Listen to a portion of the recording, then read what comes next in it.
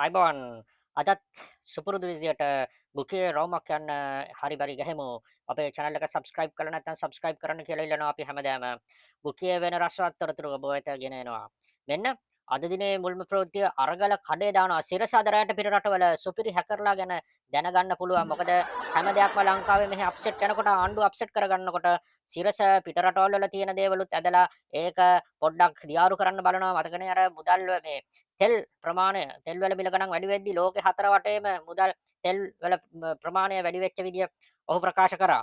ඉතින් මොහුන් කියන්නේ අද රැහැට සිරස පිට රටවල් වල හැකර්ලා ගැන දැනගන්න පුළුවන් වෙයි කියලා සිරසේ ප්‍රවෘත්ති තුලින් අද දිනේදී විශේෂයෙන්ම බුකිය මේ හැකර් ක්‍රියාවලිය සම්බන්ධව තමයි වැඩිම අවධානය යොමු වෙලා තියෙන්නේ. මෙන්න තවත් ප්‍රවස්ටුවක් මයුරි රෝෂිනී දේශපාලන පක්ෂවලට පස්සේ බෙදෙමු. විපක්ෂයේ හැටියට සියලු පක්ෂ එකතු වීම රටට වැදගත් මේ මොහොතේ.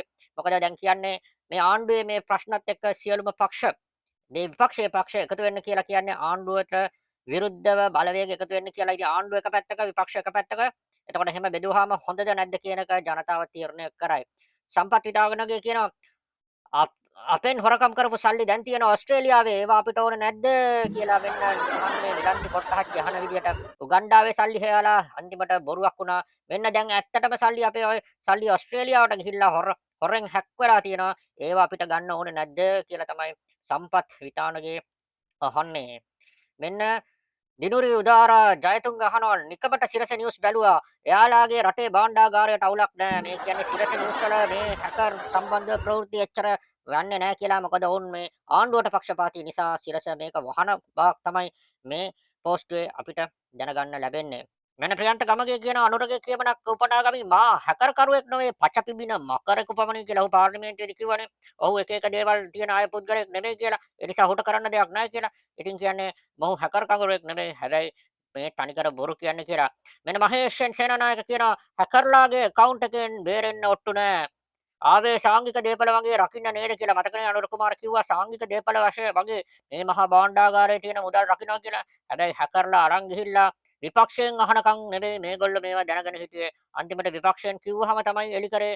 ඊට පස්සේ තමයි මේ බොරුවට දැන් පරිශන පවත්වන්නේ. ඉතින් මේ මහේෂ් කියන්නේ හැකර්ලාගේ account එකෙන් බේරෙන්න ඔට්ටු නැහැ කියලා තමයි කියන්නේ. අද දිනේ බුකේ බොහෝම දේවල් කතා වෙන්නේ මේ හැකර්ලා සම්බන්ධව මේ ආණ්ඩුව සල්ලි මිලියන 2.5ක් නැතිවීම සම්බන්ධව. මෙන්න කුසුමුත මුදිත පෙරේරා කියන හැකර් සහෝදරවලටත් ගේම දෙන්න පුළුවන් උනේ අනුර සහෝ භාණ්ඩාගාරය පුරවපු නිසායි කියලා. අපි දන්නවනේ මේ වර්තමාන ආණ්ඩුව යටතේ උන් කිව්ව භාණ්ඩාගාරයේ ලොක ගොඩක් සල්ලි ට්‍රිලියන ගණන් තියනවා කියලා. ඉතින් හැකර්ලටත් කීයක් හරි ගන්න පුළුවන් උනේ අනුර කුමාර සහෝදරයා නිසා තමයි කියලා තමයි මේ පෝස්ටුවේ කියන්නේ. වෙන තදරින්ද උඩුවැගෙදරගේ පෝස්ටුවක් ලංකාවට ඕනේ ඩිජිටල් ID මීට ඩාර්ක් වෙබ් ඩීලර්ස්ලා කියලා කියන්නේ. ඒ කියන්නේ මේ හැකර්ලා ඩාර්ක් වෙබ් එකේ ඉන්න හැකර්ලා තවත් බලාගෙන ඉන්නවා මේ ලංකාවට ඩිජිටල් ID එක ආවොත් අන්න ඒකේ තොරතුරුත් ගන්න මේක දාලා තියෙන්නේ. ඒ වගේ ඩිජිටල් ID එක දීලා දුන්නොත් අපේ ඔක්කොම ජීව දත්ත දුන්නොත් මේක තවත් හැකර්ලට යන බවක් තමයි මේ පෝස්ටුවෙන් තේන්නේ. මෙන්න PKD ප්‍රේමතිලක කියනවා විපක්ෂයේ වැඩේ යටින් යනවා කිව්ව කතාව දැන් තමයි තේරුනේ කියලා. උන්ගේ නිලධාරීන් දාලා වැඩේ හදනවා විස්තර ටික එළියට දෙනවා යටින් යන්නේ එහෙමයි කියලා. මොකද ඉහළ තැන්වල ඉන්නේ NPP පාක්ෂිකයන් ඒ කට්ටිය. ඉතින් යටින් වැඩේ දාලා මේ හැකර් කරුවන් කියලා සමහර මතයක් ගෙනියනවනේ මේක මේ හැකර් කරුවන් නෙවෙයි ආණ්ඩුවේ තැනකට සැලවත්ත තැනකට ගියා කියලා මතයක්. අපි නම් ඒක හරියට දන්නේ නැහැ. ඉතින් මේ මතයක් ගෙනියනවා. ඉතින් කොහොම වුණත් මේක තමයි කියන්නේ යටින් ගේම යනවා කියලා තමයි මේ අවස්ථාවේදී කියන්නේ. මෙන්න නඩි හික්කඩුවගේ පෝස්ටරයක් භාණ්ඩාගාරයේ උතුරන්න පුරවපු උන් ඒක හිස් කරන්නේ නැහැ. බලය අහිමි වූ කල්ලිය සමහර දූෂිත නිලධාරීන්ගේ ගේම ක්‍රියේටිව්. කියන්නේ මේ ආණ්ඩුව සල්ලි භාණ්ඩාගාරයේ උතුරවපු ආණ්ඩුව ඒක එහෙම හිස් කරන්නේ නැහැ. මේක මේ පරණ දූෂිත කල්ලියක සමහර නිලධාරීන් එකතු වෙලා දාපු ගේමක් කියලා තමයි මේ NPP හිතවාදී පෝස්ටු නඩි හික්කඩුව කියන්නේ. ඉතින් එහෙමනම් මේ කවුද දූෂිත නිලධාරීන් කියලා එලි කරන්න ඕනේ. ඉතින් ඇයි මෙච්චර කලක් විපක්ෂය කියනකම් එලි කරේ නැත්තේ? එහෙනම් මුලින්ම කියන්න තිබ්බනේ මෙන්න මේ දූෂිත පරණ කල්ලි වල දූෂිතයන් මෙන්න හැක් කරලා තියන්නේ මෙන්න විස්තර කියලා. ඇයි ඒවා හංගගෙන හිටියේ කියලා ප්‍රශ්නකුත් තියෙනවා.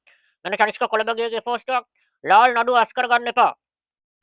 මගදී දිගටම ගෙනියන්න කියලා. මේ ලාල් දැන් නඩු දානවා කියලා තියෙනවනේ ඉන්ටර්වාසියක් ඇවලා. ඉතින් දැන් ඉන්ටර්වාසියට හිරු කියලා තියෙනව නෑ. අපි කිසිම මේ ලාල්ට ඇති කීර්තිනාමයක් නෑ කියලා. කීර්තිනාමයක් නෑ ඕන්නම් අම්මගෙන් ඉල්ලගෙන කීර්තිනාමය දාගන්න කියලා තමයි කියලා තියෙන්නේ. ඉතින් දැන් කියනවා කනිෂ්ක කොළඹගේ නඩුව ඉවත් කරගන්න එපා.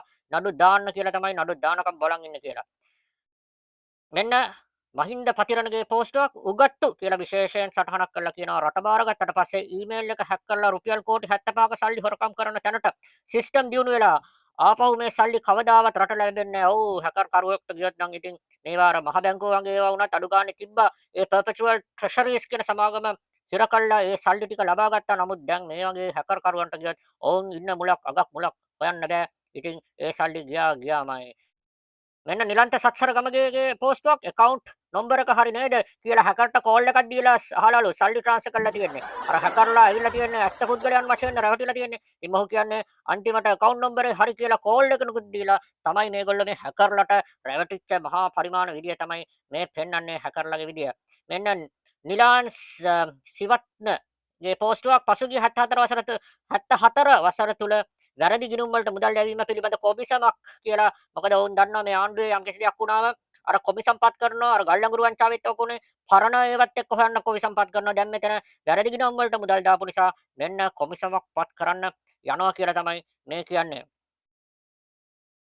මෙන්න අරගල කඩේ පෝස්ටුවක් අයිමත් සාමපාගමනේ ගිය සිරසේ සක්කර වට්ටම එළවලු කියන්නේ අර බොහොම අපහසු අපි ඊයේ දිනේදීත් කිව්වා ඒ ස්වාමින් වහන්සේලාට ඉතාමත්ම අපහසු වෙන ආකාරයෙන් ඒ මයික් එක උස්සගෙන ගිය ඒ කාන්තාව මෙන්න දැන් සිරසේ ඒ යන පාගමනෙන් එළවල කියලා තමයි මෙතන සඳහන් වෙන්නේ. මෙන්න සමන් රාජපක්ෂ කයියා මරසිය දැම්මේ නම් ජනතාවගේ බදු මුදල් සාංගික දේපලක් වගේ ආරක්ෂා කරනවා කියලා භාණ්ඩාගාරයට ෂොට් එක දීලාද එච්චරයි අඩු කියලා මේ අර අනුර කුමාරගේ මේ කතාව සාංගික දේපලක් වශයෙන් ආරක්ෂා කරනවා කියන කතාව තමයි මේ හැමෝම විශේෂයෙන්ම අද දිනේදී තනින් තන උපුටා ගන්නවා අපි දැක්කේ. මෙන්න අපි දැන් තවත් පෝස්ට් එකකට යමු. මෙන්න මේ පෝස්ට් එකේ තියෙනවා මේ මෙතන මේ පින්තූරයක් තියෙන ණය මේ තියෙන රවිෂ්ක තිලකවර්ධන දාලා තියෙන්නේ ණය ගෙවන්න තිබ්බ සල්ලි වෙන කාටද ගෙවලා කියලා දැනගත්තාම ආයෙත් පාර්ලිමේන්තු බලයන්කෝ සැර කතාවක් කරන්න කියලා. මොකද අනුර හැමතිස්සෙම පාර්ලිමේන්තුව ආණ්ඩුව හිර වුණාම අනුර ඇවිල්ලා කතාවක් කළා පොඩ්ඩක් එහෙම බොරු ටිකක් ඇද බානවා කියලා තමයි කියන්නේ. අර තහඩුවක් ගියත් ලක්ෂ 10යි. අන්න ඒ වගේ දේවල් වලට විපක්ෂයෙන් චෝදනා එල්ල වුණා. ඉතින් දැන් අයිමත් පාර්ලිමේන්තුවට යන්න වෙයිදෝ කියලා අරුණ හිතනවා. හැබැයි අපිට නම් කියන්න තියෙන මේ අවස්ථාවේදී වැරදිකරු තමයි මුදල් අමාත්‍යාංශය සහ ඩිජිටල් ඇමති. ඉතින් ඔය ටික තමයි බුකියේ රවුමක් ගියාම අද දිනේදී අපිට දැනගන්න ලැබුණේ. ඉතින් channel එක subscribe කරන්න. අපි තවත් බුකියේ රවුමකින් හම්බ වෙමු. සුබ දවසක්.